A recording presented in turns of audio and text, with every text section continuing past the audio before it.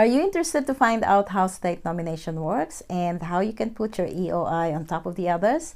Now you'll be excited to find out that there are effective ways to receive an invitation by just knowing the basic steps to state nomination. Hi, my name is Teresa Cardona. I'm a lawyer and a registered migration agent from Auspac Visa, where we help Filipino professionals, partners, families, students, graduates, trainees, and all our kababayans to migrate to Australia.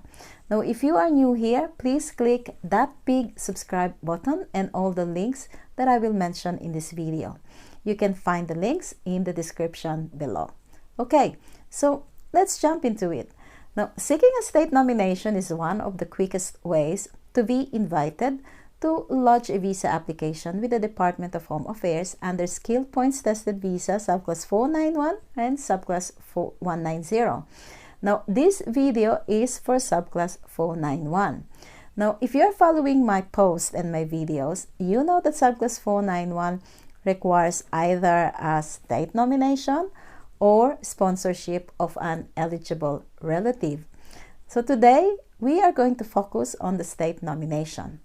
Now, there are 3 points that you need to understand about state nomination. The first point is, keep in mind that Australia has 6 states and 2 territories. So you have 6 plus 2 chances of getting nominated, which means that on your side, you have to know the states and territories in Australia, and then see for yourself or with the help of your migration agent or lawyer where you are most likely to be invited. Now, for example, if you are a cook, which state would accept you or is willing to give you a nomination? Or if you're coming from a student visa, it might be important for you to think of the state where you are most likely fitted as soon as you receive your Subclass 485, the temporary graduate visa, or much better, even before embarking on a student visa. Now, the second point, each state or territory has a migration plan that is dependent on the federal overall migration plan. Now, the Department of Home Affairs has already announced that the overall planning levels for the year 2020-2021 remains at 160,000. The skilled visa intake for this year is reduced to 54,200 only. Now, out of that number, there are only 11,200 places for state territory nominated visa, which is for Subclass 491 and Subclass 190.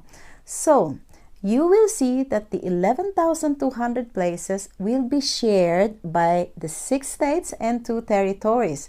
Now, say for example, if you can recall, the state of Victoria had only around 800 places to give away, while the state of Queensland is almost at the same limited nomination allocation. So you can see that there is not a lot this year. So you will need to step up and open up for all the possibilities. But again, do not be despair, because whether it's 1,000 or hundreds of allocation, you only need one visa to realize your dream of staying, working, and living in Australia. In fact, that's my third point. Regardless of the allocation numbers, you will only need one visa to be able to stay, to work, and live in Australia. Do not let the number dampen your spirit. Keep working and raise that score. Now, you know how to bump up those scores, right? Now, if you don't, check out my other postings and videos. Now, you will find some tips there. Now, for the steps to bring you to a successful state nomination. Now, I have prepared 7 steps for you.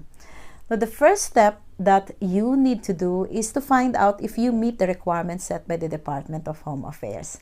Now, before approaching any of the 6 states or 2 territories, ensure first that you have or will meet the requirements set by the Department of Home Affairs for Subclass 491 Skilled Regional Visa. What are the basic requirements again? You have to be under 45 years old, competent English, positive skills assessment in your nominated occupation that is in the list, and have a minimum points test score of 65. Now, remember, the higher the points is, the better chances of getting invited. So keep on pushing to raise those scores before or during EOI. And of course, avoid anything that would decrease your points before the invitation. Now, keep all your claims updated. There is nothing more disappointing than receiving an invitation but failing to meet the visa requirements because your claims are no longer updated. Now, the second step is for you to check whether the state or territory that you want to approach is open for nomination. Now, states are normally open for nomination. However, due to COVID-19, all states' nominations have temporarily closed. Some of them have opened for a limited time, while others have no clarity on whether there is an opening or not. Now, if your chosen state is open for nomination, the third step is to check the eligibility requirements or criteria and see for yourself if you will pass. Now, if the state is open, remember that each state has its own criteria that you must meet in addition to the criteria of the immigration. Now, remember also that each state may have different categories or streams that you may need to choose depending on your situation. Now, for example, ACT has 3 categories such as ACT residents, offshore applicants, and PhD candidates. Now, South Australia has Talent and Innovators Program, internal graduates, and residents of South Australia, whereas Tasmania has 6 different groups and specifically targeting the different groups in Tasmania, like the graduates, workers, overseas applicants, those with job offers, those with family in Tasmania, and those who want to start a small business in Tasmania. So, if streams are available, you will need to select one that is most appropriate to your situation and check as well if it is the strongest choice for the visa application. Now, other than that, there are some things that you also need to check. Like, for example, now you have to check whether your occupation is on the state list. Now, it is not uncommon for a state to have a shorter list of occupation than the MLT-SSL or the ST-SSL. Now, it is precisely because states want migrants who can contribute in the particular economic needs and demands of the state. Now, like for example, what are these lists? Now, South Australia has the SNOL, the State Nominated Occupation List, and the SOL, the Supplementary Skilled List. Now, Victoria and Queensland have followed the Immigration's Critical Skill Lists and the PM-SOL, which is the Priority Migration Skilled Occupation List, in line with the government's response to COVID-19. Now, in Northern Territory, they have what they call as NT-MOL, which is the Northern Territory Migration Occupation List. All right. Now, you also need to check the selection considerations of the states. Now, usually, states indicate their preference, their priority, and those types of applications they will outrightly eliminate. Now, for example, Queensland specifically said that it only wants a decision-ready application and with fresh EOI. Now, South Australia prefers applicants who specifically mention South Australia as their choice rather than those who selected any.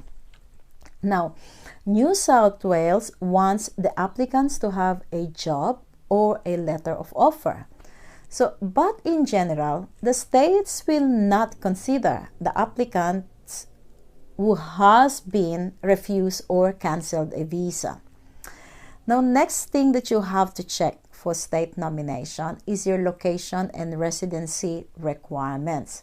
Now, you have to check whether the state you want to nominate you requires that you be located within the state when you lodge and while waiting for the invitation. Now, in some cases, you are not eligible to get a nomination if you are in Australia but are not a resident of the state you are asking for nomination. You will be at a greater advantage if you nominate a state where you are located, where you are residing or working.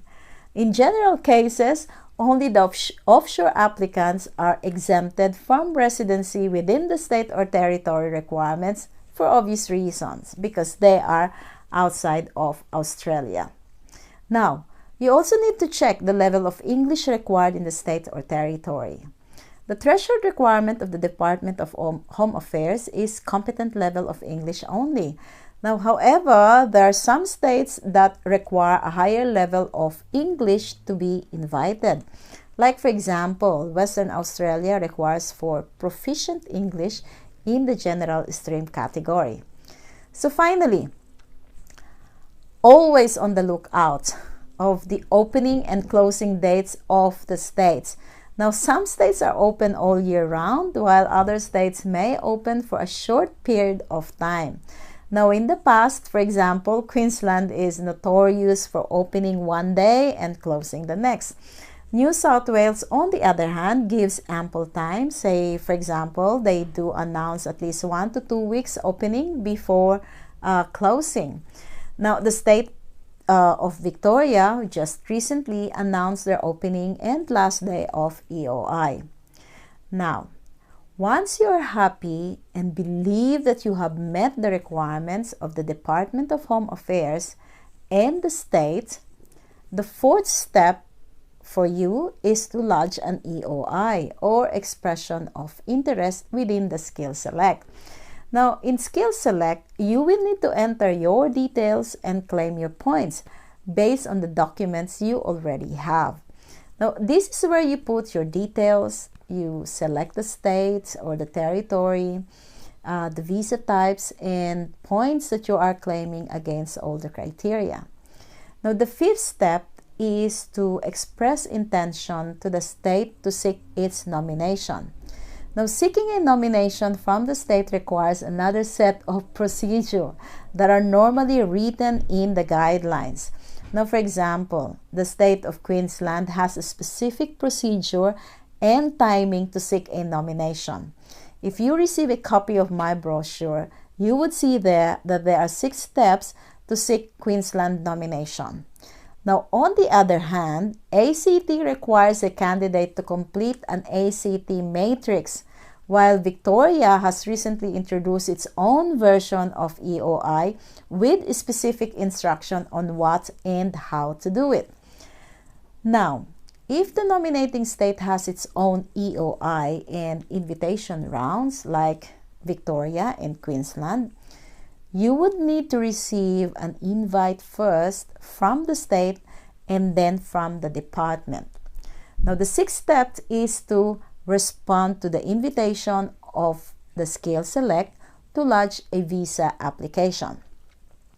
Now, this is the step wherein you lodge or apply for Subclass 491 Skilled Work Regional Visa. Now, once the visa application has been lodged and paid, you will then need to wait for the visa outcome. Now, the visa outcome is the last and final step.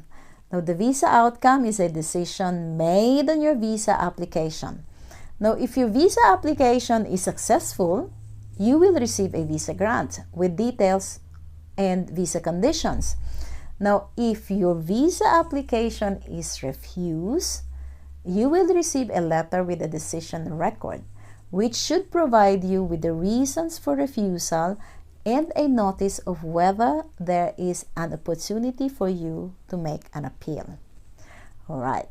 Now, my tips. I've got 3 tips for you. Now, tip number 1.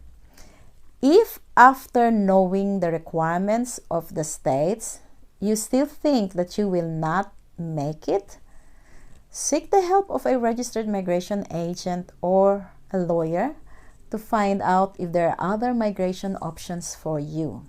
The earlier, the better. Now, sure, they charge a consultation fee, but remember, they are professionals and they spend a lot of time and money to give you the most updated and correct information. Now, second, they are experienced. You may be doing this job for yourself the first time, but reputable registered migration agents and lawyers have done a similar application like yours hundreds or thousands of times. They know the ins and outs in the visa application process.